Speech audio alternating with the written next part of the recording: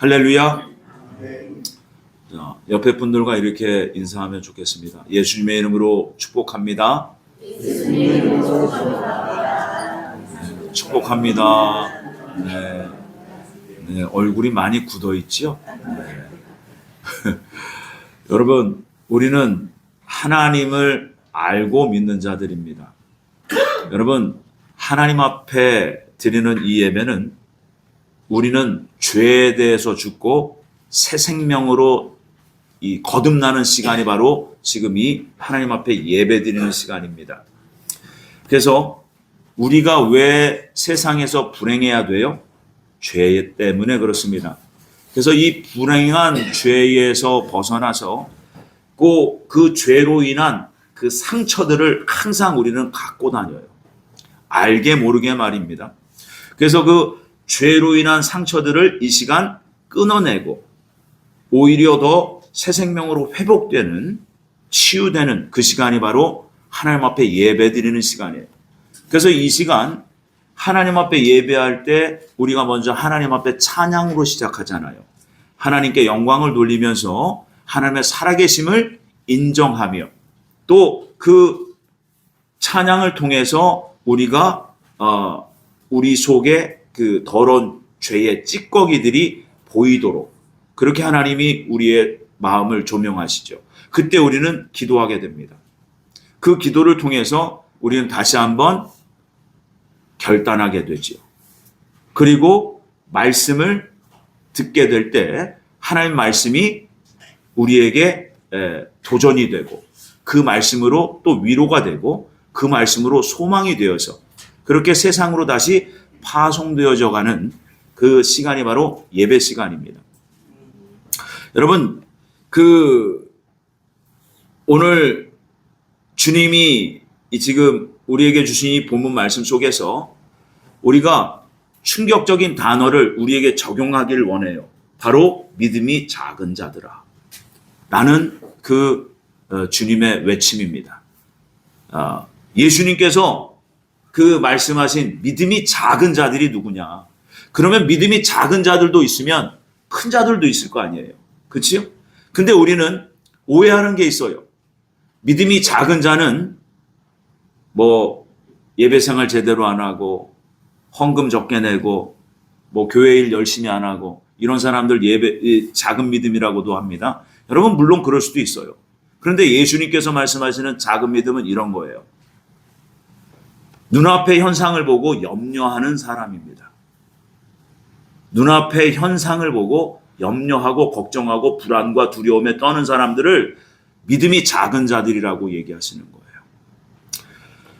거예요. 그 믿음이 작은 자들은요, 지금 그 대상이 바로 누구였어요? 예수님이 지금 믿음이 작은 자들아 한 사람들이 제자들이었어요. 그렇죠? 근데 그 제자들이 뭐 때문에 염려했어요? 떡 때문에 염려했어요. 우리가 그 떡을 안 갖고 왔어. 그러면서 그 떡 때문에 염려하는 눈앞에 나타나는 현상 때문에 걱정하고 불안해하는 그 사람들에게 믿음이 작은 자들아라고 말씀하신 겁니다. 그러면서 예수님께서는 떡 얘기하지 말고 영적인 말씀을 전하는 그 당대 그 종교 지도자들의 그 말씀 속에 들어있는 그 잘못된 왜곡된 교훈을 주의하라고 말씀하고 있습니다.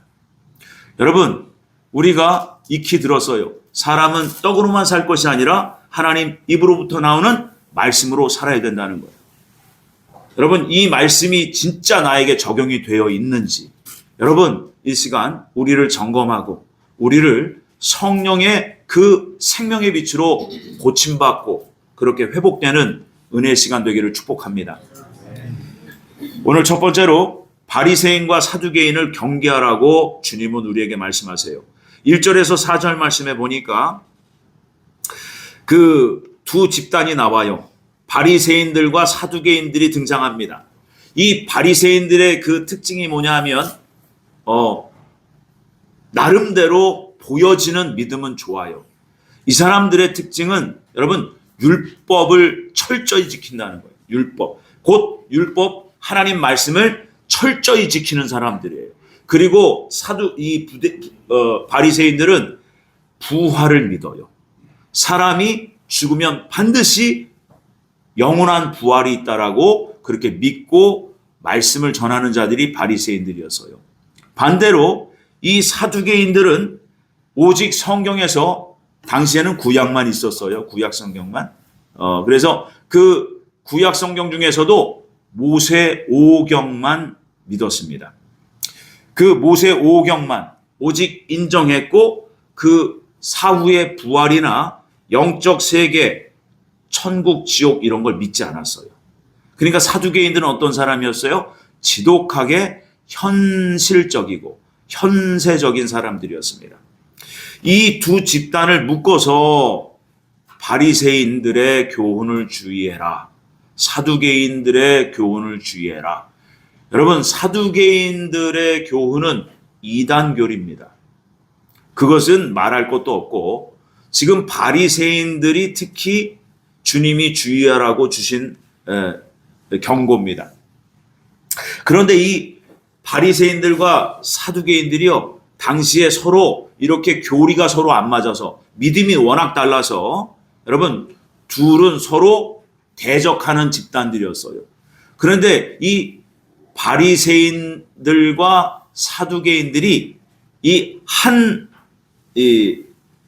묶음이 돼버립니다. 한 팀이 돼버려요. 왜요? 예수님을 시험하기 위해서. 예수님을 공격하기 위해서. 예수님은 진리십니다. 그렇죠? 여러분, 이러한 현상들이요, 예수님 당시에도 있었고요, 지금 이 시대에도 있습니다. 아니, 이 시대는 더 커졌어요. 아주 복잡하고 교묘하게 이러한 일들이 일어나고 있어요. 결국 바리새인들과 사두개인들의 그 공통점이 뭐냐? 예수님을 메시아로 인정하지 않는다는 겁니다. 그러면서 예수님께서는 다른 말 할 것 없고 나는 너희들에게 표적 보여주기를 원하지 않고 오직 요나의 표적만 너희들이 알기를 원한다. 여러분, 요나라는 사람이 여러분 물고기 뱃속에서 사흘 동안 갇혀 있었어요. 곧 예수님께서는 요나의 표적을 말씀하신 것은 예수님께서 십자가에서 죽으시고 3일 뒤에 부활하실 그 부활 사건을 미리 암시하신 겁니다. 결국 여러분, 눈앞에 나타나는 그 현상만 바라보고 믿으려고 하는 그들, 그리고 오직 말씀만 지키는 것이 그냥 좋은 믿음이라고 믿었던 그 바리새인들, 여러분 이들이 전부 다 주님 앞에 경고성 발언을 들어요. 왜 그랬을까요? 특히 사두개인들은 볼 필요 없고 여러분 바리새인들은 율법 말씀을 잘 지켰던 사람들이에요. 근데 왜 그들이 믿음이 작은 자들이고 그들의 교훈을 주의해야 되는지 여러분 아셔야 됩니다. 결국 이거예요. 말씀을 더했어요. 자신들의 어떠한 세상적 그리고 인간적, 도덕적, 윤리적 이런 가치관들을 그 말씀에 더해서 사람들에게 부담스러운 짐을 지웠습니다. 그래서 그 예수님은 그 바리새인들의 그 누룩, 그들이 주장하는 교훈을 주의해라, 경계해라 라고 말씀하십니다. 여러분, 저와 여러분들은 과연 하나님 말씀을 얼마나 순수하게 지금 받고 있는지를 여러분 점검하셔야 돼요. 여러분, 이 시대 이 세상에는요, 많은 교회들이 있습니다. 또한 많은 말씀을 전하는 목회자들도 많아요. 그런데 여러분, 저는 이렇게 말씀드립니다. 진정, 참다운, 올바른, 순수한 하나님의 진리의 말씀을 그대로 선포하고 있는지 여러분 이것을 늘 점검해야 돼요. 목회자도 또 여러분들도 그것이 점검될 수 있을 정도로 여러분 실력이 있어야 돼요. 그래서 여러분 이 시대는 교회의 주인이 마치 목사인 것처럼 그렇게 둔갑된, 변질된 시대가 됐습니다. 여러분, 교회의 주인은 오직 예수님이세요. 예수님이 핏값을 흘리고 예수님이 그 희생의 값으로 세워진 것이 교회 공동체입니다. 그래서 이 강단의 주인도 예수님이라고 저는 늘 주장해요. 그래서 이 강단에서 오직 예수님의 진리의 말씀만 전해야 된다는 거예요. 근데 지금은 그것이 안 돼요. 세상 잡다한 것들이 다 들어왔어요. 그러니까 세상의 어떤 권력, 권세, 세상에 잡다한 어떤 그런 지식적인 것들이 강단을 차지하고 앉아서 그것이 마치 진리인 양 둔갑해버렸습니다. 그래서 많은 그리스도인들이 있지만, 많은 신자들이 교회 안에 있지만, 여러분 이미 미혹돼서 그 미혹된 사상 가운데 진리를 들을 귀가 점점 작아졌어요. 그래서 진리 아닌 다른 세상적인 것에 마음을 뺏기고 거기에 귀를 많이 열어서 여러분 진리가 들어올 그 통로가 좁아진 상태. 그러다 보니까 이것을 저는 미혹이라 하고 예수님도 이 미혹의 시대라고 분명히 말씀하고 있습니다. 그래서 결국 이 바리새인들 그 말씀을 가르치는 그들에게 예수님께서는 마태복음 23장에 화 있을진저라고 하면서 그 외식하는 자들이다 라고 말씀합니다. 여러분 이 화 있을진저는요 여러분 주님의 저주예요. 근데 그 사람들이요 여러분 말씀을 잘 지켰던 사람이라는 거예요. 겉보기에는. 근데 겉과 속이 다르다는 거예요. 겉과 속이. 여러분 저도 목사로서 여러분들을 공식적으로 만나는 자리에서는 얼마든지 거룩하고 이게 좋은 말을 사용할 수 있어요. 근데 보이지 않는 내 은밀한 사생활 속에서는 과연 나는 거기서도 거룩하고 성결하며 내가 언행심사가 온전히 주님의 말씀대로 그렇게 사는 자가 돼 있느냐? 여러분 이건 제 문제예요. 개인의 문제. 그러니까 공적인 자리에선 거룩한 척하고 은밀한 사생활 속에선 엉망진창인 거예요. 여러분 앞뒤가 다르다는 거예요. 그래서 화했을진저라고 하면서 주님께서 그들을 저주한 겁니다. 여러분 성도는요.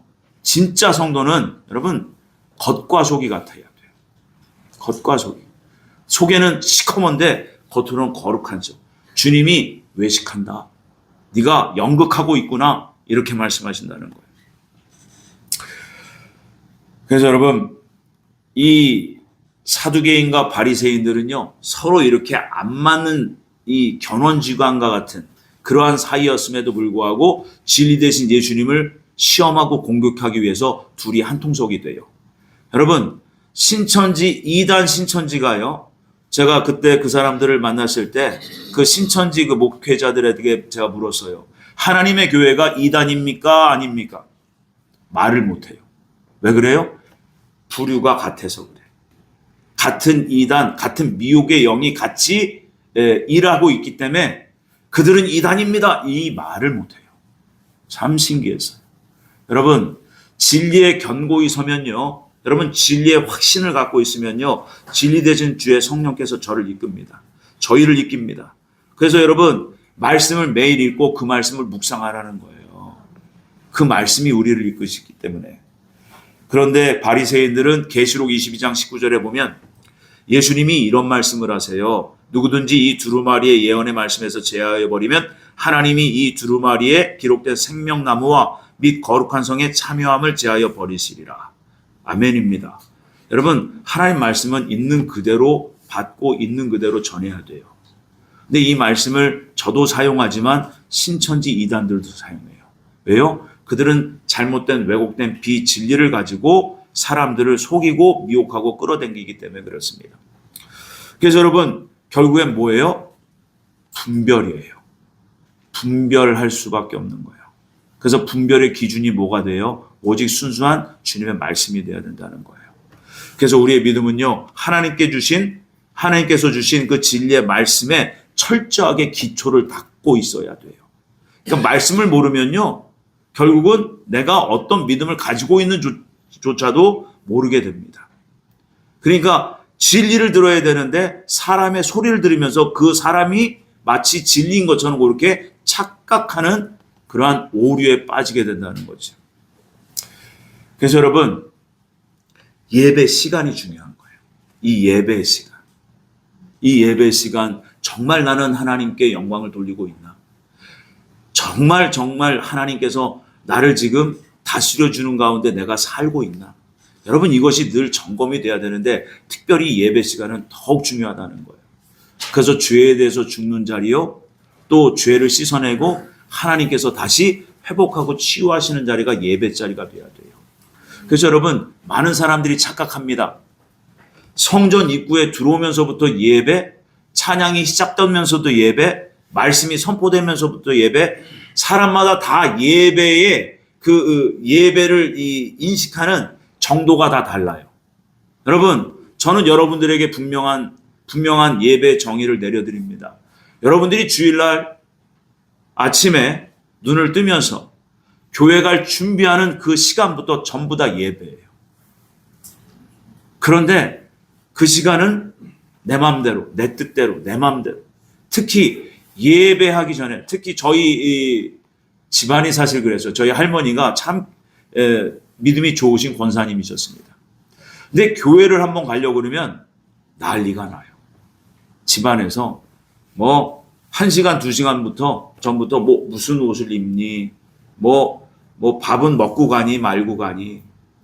너는 왜 늦게 나오니? 이러면서 막 큰 소리가 납니다. 여러분, 이거는 예배 준비가 아니에요. 여러분, 예배 준비는 주일날 아침 여러분들이 눈을 뜨면서부터 예배 준비가 돼야 돼요. 그때부터 하나님은 예배 시간으로 보시는 거죠. 내가 어떤 마음을 가지고 어떠한 기대를 가지고 예배 자리에 나오느냐. 예배를 내가 온전히 사모해서 나오느냐. 정말 하나님께 감사해서 나오느냐. 정말 내 삶이 궁급해서 하나님 앞에 내가 위로받기 위해서, 소망을 얻기 위해서 그런 기대하는 마음으로 내가 나오고 있느냐. 여러분, 진정성이 있어야 되는 거예요. 그래서 하나님 앞에 나오는 자들은요, 뜻과 정성과 마음 모든 걸 다 들여서 여러분 예배에 참여하셔야 돼요. 여러분, 이 삶이, 이 습관이 여러분 지속적으로 반복이 되면요, 반드시 우리의 삶은 바뀌게 되어 있어요. 우리의 생활 습관이 바뀌고요, 우리의 인생의 그 전체 표정이 바뀌어요. 어둠에서 빛으로, 소망 없음에서 소망이 있음으로, 이 땅의 가치관에서 하나님 나라 가치관으로. 여러분, 그렇게 주일을 준비하셔야 됩니다. 이 시대는요, 말씀은 완전하게 와 있지만 그 말씀을 부분적으로만 전하고 심지어 전하지 않는 강단이 얼마나 많은지 모릅니다. 이 시대를 인류 역사 마지막 때라고 해요. 그런데 휴거에 대해서 얘기를 하지 않아요. 휴거의 정의에 대해서도 몰라요. 여러분, 하나님께서 아무나 하나님 나라로 데려가시겠습니까? 절대 그렇지 않아요. 구원받은 하나님 백성들은 다 들어가야 됩니다. 그런데 조건이 있다는 걸 아셔야 돼요. 구원은 받았어요. 들어는 가요. 근데 뭐가 없어야 돼요? 우리에게 죄가 없어야 돼요.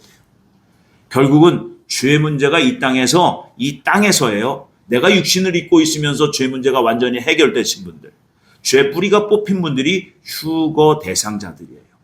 아무나 휴거되는 게 아닙니다. 또한 이 마지막 때는 반드시 큰 환란, 대환란, 7년 동안의 환란이 있다고 말해요. 그것을 전하지 않으면 여러분, 교회는 직무유기입니다. 그래서 우리는 다 쉽게 믿고 쉽게 구원받아서 빨리 휴거돼서 이 지독한, 이 비참한 이 죄악 세상을 떠나는 그러한 잘못된 신앙 교리를 여러분 강단에서 다 휴거된다 이렇게 속이고 있어요. 저는 절대 아니라고 그럽니다. 절대. 저 또한 휴거되지 못해요. 지금 이 상태로는 말입니다. 내 안에 과연 죄의 뿌리가 있어서 그 죄에서 올라오는 혈기가 나오느냐. 나는 순간순간 나의 유익을 위해서 나는 핑계대고 또 변명하며 거짓을 하고 있지 않는지 나를 점검해보면 알아요. 여러분, 이 상태로는 휴거됐지 못해요. 그러면 어디 가야 돼요? 이 땅에 7년 대환란이 터진다면 여러분 그 환란 속에 들어가야 돼요. 그러면 또 이렇게 말합니다. 그러면 그 전에 돌아가신 분들은 어떻게 돼요? 그래서 사후의 심판대가 있다는 거예요. 결국 모든 하나님의 관점, 하나님은 정확하고 분명하고 딱 한 가지를 얘기하세요. 하나님 나라에 들어가긴 들어가는데 죄 없어야 된다. 근데 성도님들이, 믿는 그리스도인들이 이 죄와 싸우기를 싫어해. 오히려 죄를 막 쏟아내면서 나는 믿었고 나는 구원받았다. 나는 휴거된다. 여러분, 이것이 바로 누룩이에요. 예수님이 말씀하신 누룩이에요. 여러분, 이런 잘못된 믿음 가지고 여러분 신앙생활하면 신앙이 절대 변하지 않습니다. 삶이 변화받지 못해요. 오히려 여러분 믿음이 퇴보합니다. 그래서 주님은 말씀하세요. 작은 믿음이 아니라 큰 믿음을 가져라. 작은 믿음은 먼저 말씀드렸어요. 뭐예요? 눈앞에 나타나는 현상에 불안해 떨고 두려워하고 염려하고 걱정하는 거예요. 이런 믿음은요, 작은 믿음이에요. 근데 믿음이 있으니까 뭐예요? 구원은 받았어요. 여러분, 그래서 천국이요, 다 똑같은 천국이 아니에요. 여러분, 성경의 결론이 뭐예요? 예수님이 하신 말씀, 행한 대로 갚으신다는 거예요. 이 땅에서 나는 어떠한 말을 사용하고 나는 어떠한 행실을 살았으며 나는 어떤 삶의 내용을 살았는지 여러분 이것이 주님 앞에 다 계산됩니다. 주님은 그래서 말씀하신 거예요. 너희들의 머리털 하나까지도 다 세고 계신다. 철저하게 보고 계신다는 거예요. 그래서 여러분, 주님께서는 오늘 본문의 8절에서 11절까지 이렇게 말씀하십니다. 우리 한번 8절에서 11절까지 같이 읽어봅니다. 시작. 예수께서 하시고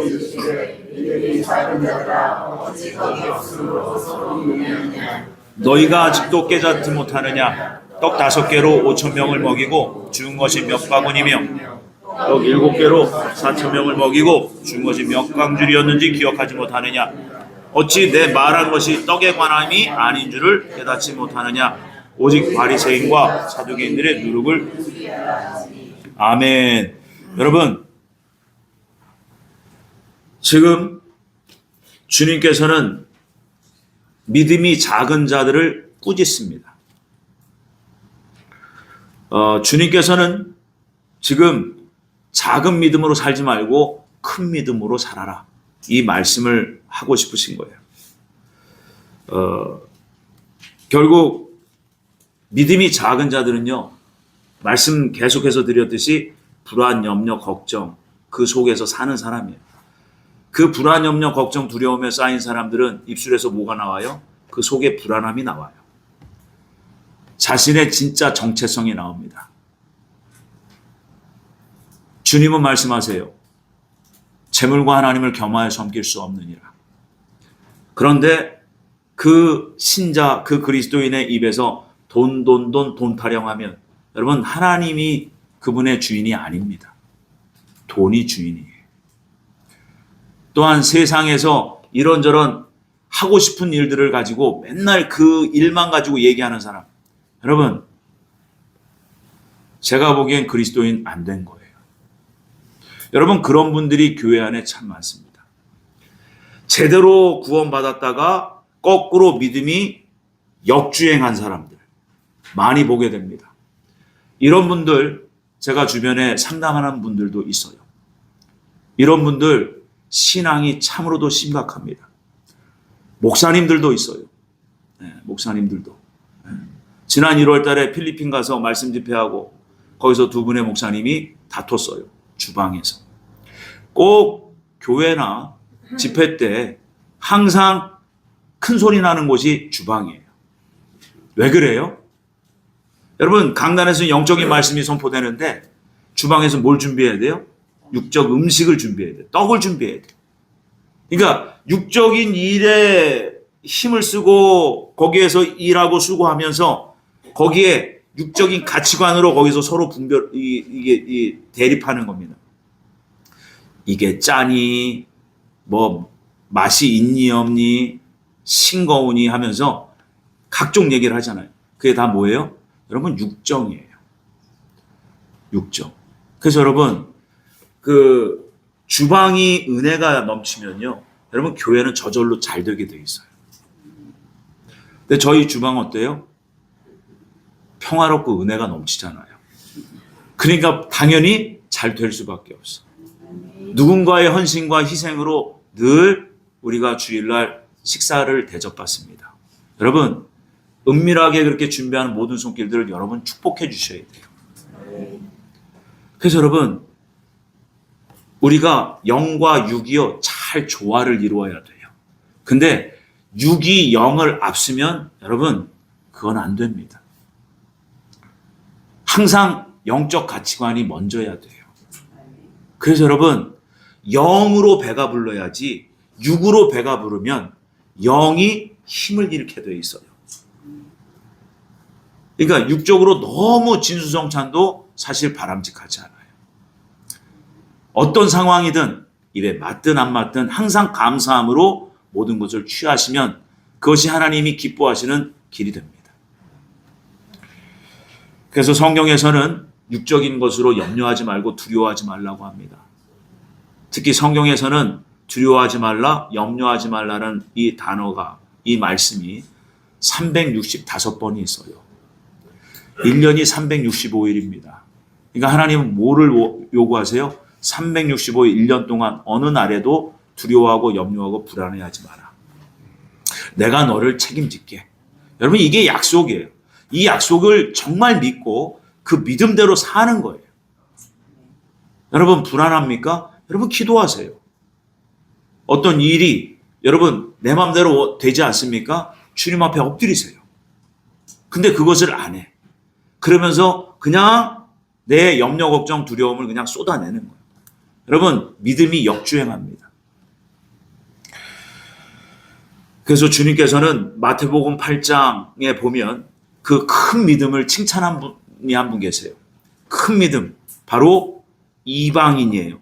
백부장입니다. 그분이 그 당신의 그 사랑하는 하인이 병에 걸렸어요. 죽을 병에 걸렸습니다. 그래서 예수님을 찾습니다. 근데 예수님께서 내가 가서 고쳐주리라 그랬더니 이분이 뭐라 그래요? 아니, 말씀만 하십시오. 주님께서 말씀만 하시면 그 종이 낫겠습니다. 이걸 보고 뭐라고 하세요?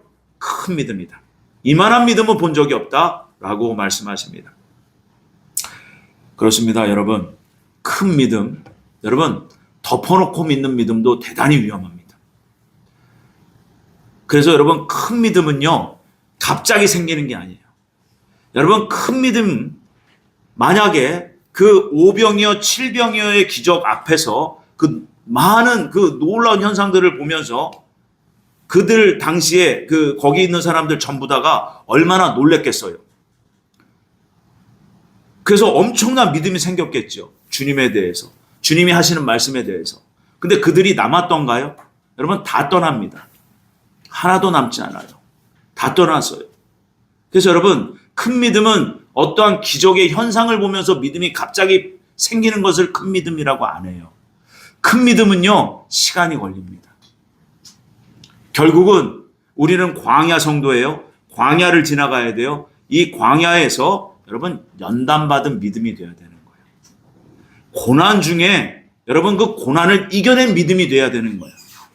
그래야 온유한 자가 되는 거예요. 온유한 자.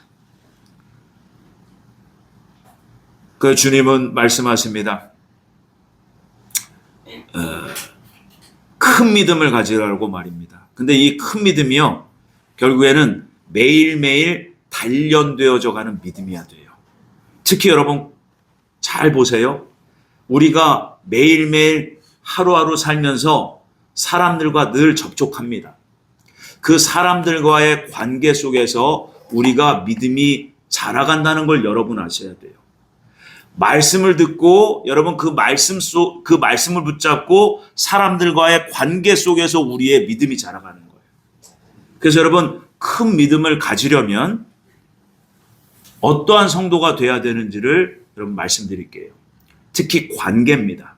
결국은 하나의 말씀을 내가 어떻게 받아들이고 어떻게 믿었느냐, 여기에 주님과의 관계가 이루어져요. 그 말씀이 적용이 되는 것은 우리의 삶의 또한 만남의 교제 속에서 그 믿음이 큰지 작은지를 볼 수가 있어요. 이런 겁니다. 사람을 만나요. 근데 그 상대방이 나한테 굉장히 무례해요. 그리고 그 분이 계속해서 나의 마음을 다치게 해요. 그런 분들 주변에 얼마든지 있거든요. 사실 제가 말씀드린 그 두 분의 여목사님이 그 말로 서로를 상처 주다가 평생 둘이 안 보겠다고 그렇게 갈라섰어요. 여러분, 왜 이런 일이 일어나느냐? 말씀대로 안 살아서 그래요. 결국 여러분 큰 믿음은요, 여러분 말씀이 적용돼서 만들어져 가는 믿음입니다. 잠언서 4장 23절에 보면 이렇습니다. 모든 지킬 만한 것 중에 더욱 내 마음을 지키라. 생명의 근원이 이에서 남이라. 여러분, 이 마음에 감정이란 요소가 있어요. 상대방에게 무시를 당하면 이 감정이 먼저 수가 틀립니다. 이 감정이 다쳐요. 이 감정적으로 일하는 사람들은요, 여러분 화를 잘 냅니다. 그러니까 상대방이 무시하는 말, 상대방이 나를 갖다가 뭐 깔아뭉갠다든지 이러한 말을 하면 이 감정이 흔들려서 이 속에서 뭐가 올라와요? 혈기가 올라와요. 그래서 이 잠언서 4장 23절 이 말씀은 남에게 무시당하는 말과 험한 말을 들을지라도 너는 마음을 지켜라. 너의 감정을 자제해라 이겁니다. 남이 나에게 무례하게 대한다면 우리는 즉시 이 속에 죄 뿌리가, 죄성이 발동해서 혈기가 나오게 돼 있어요. 이것을 지켜라 이 말이에요. 이것을 절제해라. 근데 우리는 즉각 반응합니다. 네, 툭 튀어나오죠. 그러면서 시작되는 거예요. 그런데 큰 믿음을 가지기를 정말 원하는 성도라면 인내할 줄 알아야 된다는 거예요. 주님을 사랑함으로, 온유함으로 인내해야 된다는 거예요. 그래서 여러분, 모세가 그렇게 만들어진 거예요. 여러분, 200만 명이 넘는 사람들을 여러분 끌고 가는데 하나님의 말씀을 듣고 하나님의 뜻대로 모세가 그 200만 명을 끌고 가는데 여러분, 얼마나 참 말로 표현할 수 없는 일들이 많았겠습니까? 모세의 속은 시커멓게 썩었을 거예요.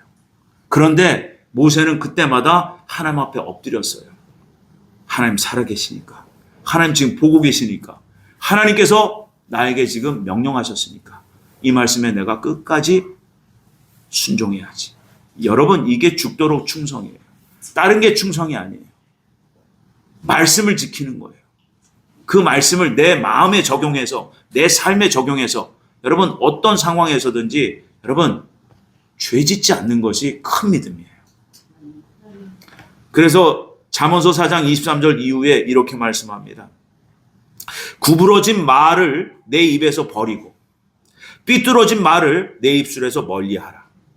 내 눈은 바로 보며 내 눈꺼풀은 내 앞을 곧게 살펴 내 발이 행할 길을 평탄하게 하며 내 모든 길을 든든히 하라. 좌로나 우로나 치우치지 말고 내 발을 악에서 떠나게 하라. 여러분, 이거 대단히 중요한 말씀이에요. 근데 이 말씀 중에 말을 절제하고 말을 끊고 잘못된 건 다 버리라는 거예요. 근데 이걸 어떻게 할 수 있느냐? 그 다음에 비결이 이렇습니다. 내 눈은 바로 보고 내 눈꺼풀은 내 앞을 곧게 살펴. 여러분, 여기서 눈은 주님이 말씀하셨듯이 눈은 우리 마음의 등불을 얘기해요. 바로 양심입니다. 여기서 눈꺼풀은 아프아프라는 히브리어예요. 이게 무슨 의미를 가지고 있냐면 아침 햇살이라는 뜻이에요. 곧 하나님의 밝은 빛으로 너희 양심을 조명하여 이겁니다. 어둠을 찾아내고 발견하면 즉시 제거하라는 거예요. 이러한 삶을 여러분 매 순간순간 사셔야 돼요. 근데 이렇게 안 살아요. 그러니까 우리 주변에 큰 믿음 가진 분들을 보기가 힘든 거예요.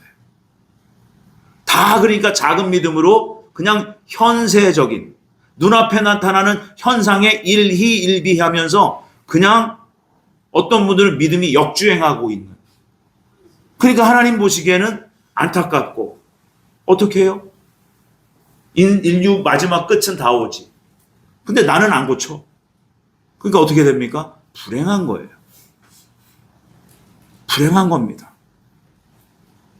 그래서 큰 믿음을 가지기 원한다면 여러분, 주님께서는 내 마음을 절제하고 내 감정을 억누르고 하나님 앞에 오히려 토로하고 온유함으로 인내하라는 거예요. 그런데 참아지지가 않아. 그럼 어떻게 해야 돼요? 지혜를 가르쳐 주세요. 마태복음 18장 15절에 예수님께서는 이렇게 말씀하십니다. 내 형제가 죄를 범하거든 가서 너와 그 사람과만 상대하여 권고하라. 만일 들으면 내가 내 형제를 얻은 것이요 라고 말씀합니다.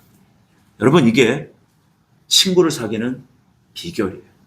하나님이 우리에게 주신 친구 사귀는 비결.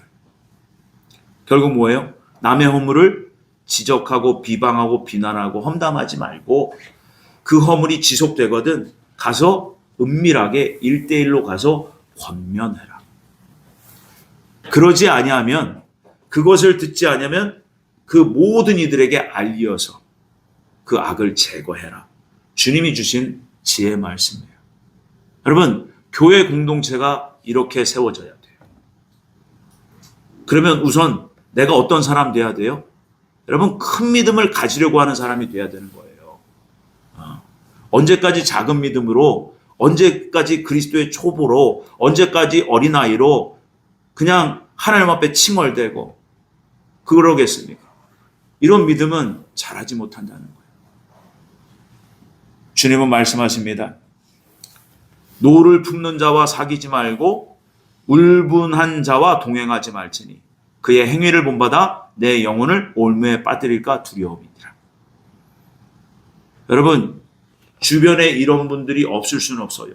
그런데 주님께서 주신 그 지혜 말씀대로 여러분 삶에 적용하면서 여러분 해보셔야 돼요. 해보지도 않고 미리 판단하고 미리 정죄하고 미리 끊어내면 여러분 그렇게 되면 홀로 남습니다. 자기만의 신앙, 자기만의 믿음에 빠져서 독선적인 신앙을 갖게 돼요. 그래서 여러분 이 시대는 여러분 교회를 떠나는 사람들이 너무 많아요. 목사한테 시험 들고 권사한테 시험 들고 장로한테 시험 들고 그 교회는 밥이 맛이 없어서 못 가겠고 뭐 이런 말도 안 되는, 여러분 성경에 있는 대로 사셔야 돼요. 그래서 여러분 먼저는 이걸 꼭 기억하셔야 돼요. 왜 예배 드립니까? 한 말씀 듣고 나를 조명하는 거예요. 나부터. 다른 사람을 보는 게 아니라 그 말씀이 나에게 적용돼야 돼요. 나를 돌이키고 나를 고치고 나를 온전케 하시려는 하나님이 나와 함께 하십니다. 근데 그분을 모시어는 드렸는데 구원을 받았기에 그분을 탄식시켜 드리면 안 돼요. 그래서 성령께서 오랫동안 탄식하시면 어떻게 돼요? 떠나십니다. 구원이 취소돼요. 여러분 저는 또 이렇게 말씀드립니다. 이 시대는 구원이 취소된 사람들이 많이 나타나요. 많이 나타납니다. 그래서 목회자가 진리를 진리대로 전하지 않고 진리를 전했음에도 살지도 제대로 않으며 반성도 안 하고 자기를 돌아보는 일에 게을르면 여러분 주님은 과감하게 마지막 때는 내버려 두시고 버려버리십니다. 여러분 이거 성경에 있는 말씀이에요. 제가 하는 얘기 아닙니다. 그래서 여러분 하나님 말씀을 두렵고 떨림으로 받으셔야 돼요. 하나님을 경외하셔야 돼요. 그 안에서 나를 먼저 사랑하신 그분을 더욱 사랑하시는 여러분들이 되셔야 됩니다. 아멘이십니까?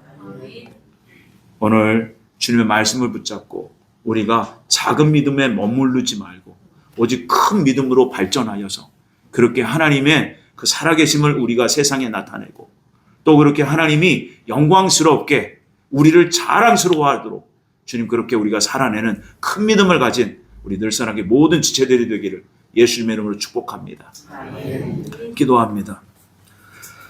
주님, 시간이 아무리 흘렀다고 하나님 말씀이 변하는 것이 아닌 줄 압니다. 주님, 시대는 변하고 사람은 변하고 문화와 또한 문명은 발전하고 변할지라도 진리는 오직 한 분, 오직 하나, 오직 예수 그리스도 삼위일체 하나님이십니다.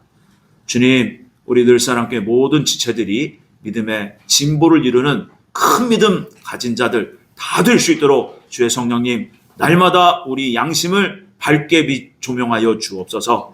우리가 그렇게 말씀을 우리의 삶에 적용하여서 하나님의 사람으로서 이 마지막 때의 비전으로 마지막 때를 살아내는 우리 모두가 될 수 있도록 은총을 베풀어 주옵소서. 감사하고 예수님의 이름으로 기도 올렸습니다. 아멘.